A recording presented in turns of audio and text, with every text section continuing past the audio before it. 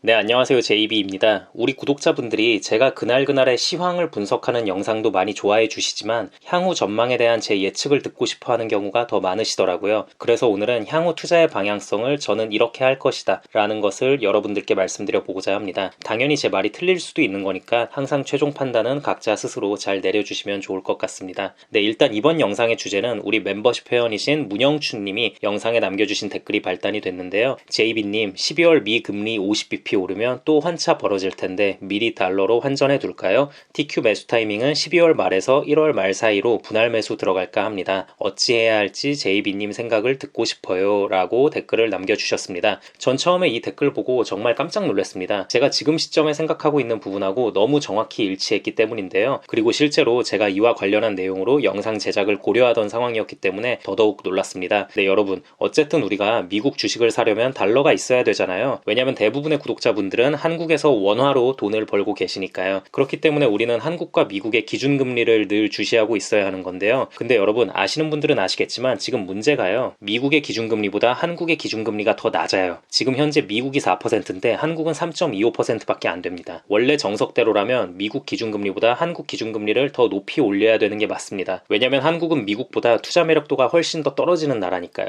자, 만약에 여러분들 돈을 한국과 미국 두 나라 중 한 곳에 투자해야 하는데 이자도 똑같이 준다고 하면 어디다 투자하시겠습니까? 더 안전한 미국에 투자하는 게 당연한 거죠. 언제 무슨 일이 일어날지 모르는 한국에 투자하진 않겠죠. 그렇기 때문에 그나마 기준금리라도 더 높게 설정을 해서 약간이라도 더 혜택을 줘야 외국계 자본들이 들어올 거기 때문에 한국의 기준금리는 미국의 기준금리보다 거의 항상 더 높게 설정을 해왔습니다. 그런데 한국은 지금 가계부채 비율이 너무 높아서 까딱 여기서 더 잘못 들어갔다간 경제 자체가 파탄 나버릴까봐 한국은행에서도 계속 조금씩밖에 금리 인상을 못했습니다. 자, 그런데 이제 12월 13일 바로 다음 주죠. 12월 FOMC가 있습니다. 그리고 현재로선 50bp 인상이 유력해지는 상황인데요. 이렇게 되면 한국이랑 금리 차이가 더 벌어지게 됩니다. 미국은 4.5%, 한국은 3.25%가 돼버려요. 이러면 환차가 더욱더 벌어질 수밖에 없다고 봅니다. 그래서 지금 시점에 달러를 사두는 게 좋지 않겠냐는 말씀을 드리는 겁니다. 지금 환율 나쁘지 않거든요. 불과 몇 달 전에 1,500원에 육박하던 게 지금 1,306원까지 떨어졌잖아요. 그렇기 때문에 저는 지금 달러를 사둬야 하는 시점이라고 보고 있습니다. 물론 막 예전에 1,100원대 환율 이런 거 생각하면 지금도 여전히 비싸다고 말할 분들이 계실 수도 있어요. 자, 그런데 여러분, 제가 여기서 감히 소신 발언 하나 하자면요. 1,100원대 환율은 이제 다시 못 볼 환율이라고 생각합니다. 물론 제 말이 틀릴 수도 있습니다. 그런데 지금 전체적인 상황이 좀 심상치가 않아요. 당장 한국이 미국 기준금리를 못 쫓아가고 있는 것 말고도요. 한국 자체적으로도 위험 요소가 정말 많이 도사리고 있다고 생각하거든요. 가장 최근으로는 둔촌지구 사태가 지금 심상치 않죠. 이게 뭐 제2의 IMF 위기가 될 수도 있다는 이야기도 이미 많이 들어들 보셨을 겁니다. 물론 한편에선 야, 오바 떨지 마라. 레고랜드 사태랑 흥국생명 사태 때도 그때 뭐 그렇게 난리를 쳤지만 결국 결과는 잘 넘어가지 않았냐. 물론 뭐 그 과정에서 신용도에 막대한 타격을 입긴 했지만 아무튼 이번 둔촌지구 사태도 마찬가지일 거다. 그리고 솔직히 지역이 서울인데 미달이 난다는 게 말이 되냐. 서울에서 미달 나면 어차피 전국에서 다 달려들어서 잘못될 일 없다. 그니까 제발 오바들 좀 떨지 마라 는 의견도 있습니다. 뭐 이쪽 의견도 듣다 보면 나름의 논리가 있습니다. 자, 그런데 뭐 이런 거 다 떠나서 자꾸 제가 마음에 걸리는 것 중에 하나는요. 대한민국 최고 로펌인 김앤장에서 변호사와 경제 전문가를 포함해 100여 명 규모로 내년 부동산 시장발 경제위기 대응 조직을 신설했다고 합니다. 로펌 순위 탑5 안에 항상 들어가는 태평양과 광장에서도 대응팀을 꾸렸다고 하고요. 이들이 아무런 정보도 없는데 미쳤다고 그 몸값 비싸고 바쁜 변호사들이랑 경제학자들 데리고 대응팀 꾸리고 하진 않았을 것 같거든요.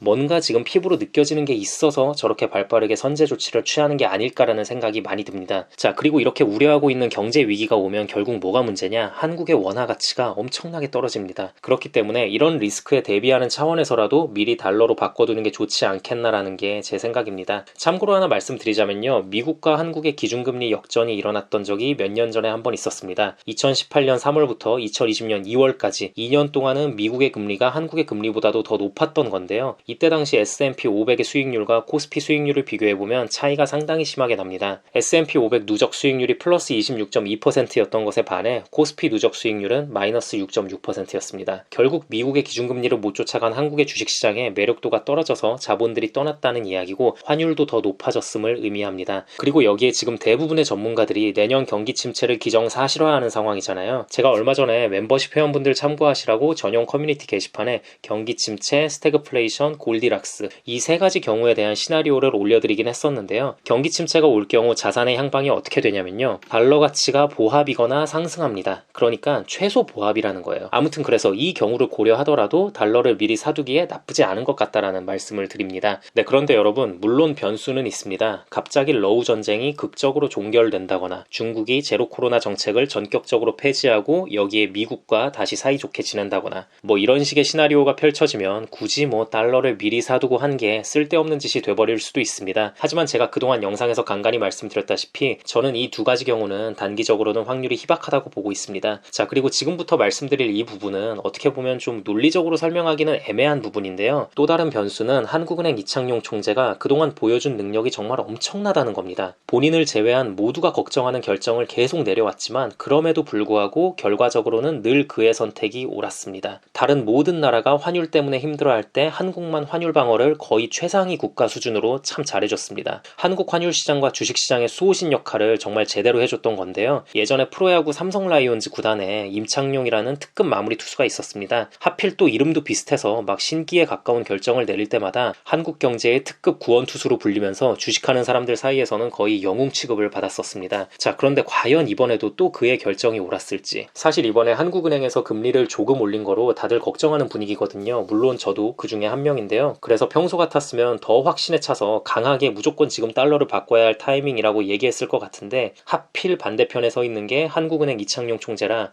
약간 좀 마음에 걸리는 게 있긴 합니다. 그렇긴 하지만 에이 설마 이번에도 또 그런 창용 매직이 벌어지진 않겠지라는 생각이 더 크게 들긴 하고요. 그래서 저는 다음 주 월요일에 바로 달러로 미리 환전을 좀 해둘 생각입니다. 네, 그럼 제 의견은 참고만 하시고요. 여러분들 각자 상황에 맞추어 투자 이어나가시면 좋겠습니다. 그럼 오늘 주제에 대한 내용은 여기까지 하도록 하고요. 오늘도 새롭게 멤버십 가입을 해주신 분들이 계셔서 감사 인사드리고 마무리하도록 하겠습니다. 이은영님 맥도날드 멤버십 가입 감사드립니다. 이짱태윤님 코카콜라 멤버십에서 스타벅스 멤버십으로 업그레이드 해주셨네요. 감사드립니다.